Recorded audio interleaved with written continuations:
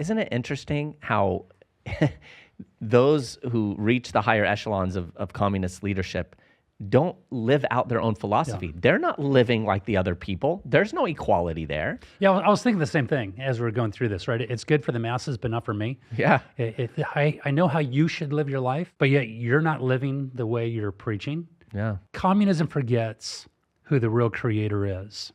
Let's pause for that. Think about that for just a moment. Communism forgets who the real creator is and the purpose of life. In Psalm 57, verse 2, it says, to God who performs all things for me. And it's a messianic text referring and pointing to Jesus Christ. So every sunset, every sunrise, every flower that blossoms, what's happening and hiding in the center of Pluto is for Jesus. It is a gift to Jesus. It is for him. And we are now along for the ride. All things were created through him and for him. We just happen to be along for the ride to enjoy things, right? God richly and he joyfully will give us things, right? You ask for a fish, he doesn't give you a rock. He enjoys seeing you enjoy. Communism is the exact opposite of that there's nothing to enjoy. You think of what you're saying, those people in charge, they are enjoying the fruits of their labor and they're removing the labor of anybody and everybody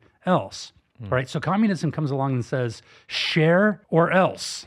Right, you are forced to share. You are forced to be part of the system. God says, enjoy and steward. We can come along and we can enjoy giving. We can enjoy what God has given us, and we don't need to worry about that. We don't need to freak out, about that. Bodhi Bhakam, he said, the gospel makes generous people, not coerced people.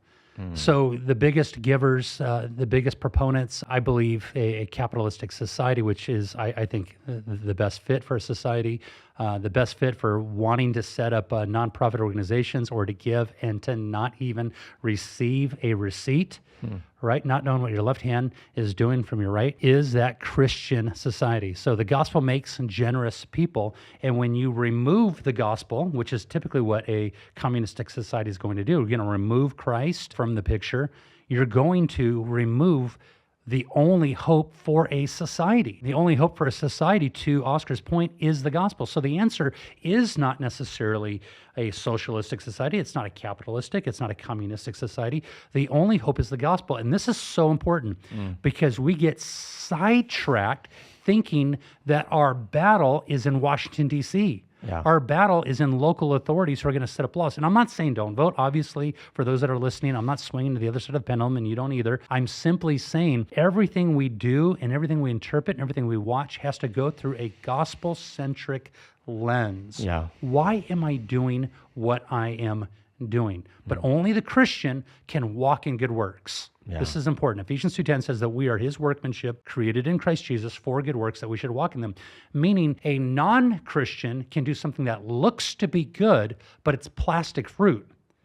Only the Christian can actually walk in that work because God prepared those works for them. And when a non-Christian, put it underneath the umbrella of socialistic, communistic, whatever it is, it actually adds to their damnation because that good work is as a filthy rag in the eyes of God, because nobody is capable of doing good except for Christ, who lives his life through the Christian. This conversation is a gospel-centric issue, and the only answer is Jesus Christ and him crucified. So you may be the best capitalist, understand everything about it, and you may be the best socialist, and you understand some nuanced area about it and what people are missing out. You're both missing the mark, because we are not trying to establish a nation set on good moral principles, though I vote for somebody who more aligns to my scriptural preferences.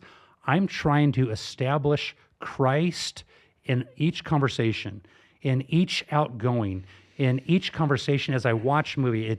Oscar, right? Find the lie when you're watching a movie, because everything has to point back to Christ, or you're missing the mark no matter how good it may seem in of itself. And then final quote, John Wesley's mom, Susanna Wesley, she said, I don't care how good it is. I don't care how holy it may seem in and of itself. If it does not point you and push you to Christ, you have missed the mark and the point of what is happening. Wow. This video is part of the Living Waters podcast. To watch full episodes and explore more content that equips you in your faith, visit livingwaters.tv. You can listen to the full episode titled on the screen for free on all major podcast platforms.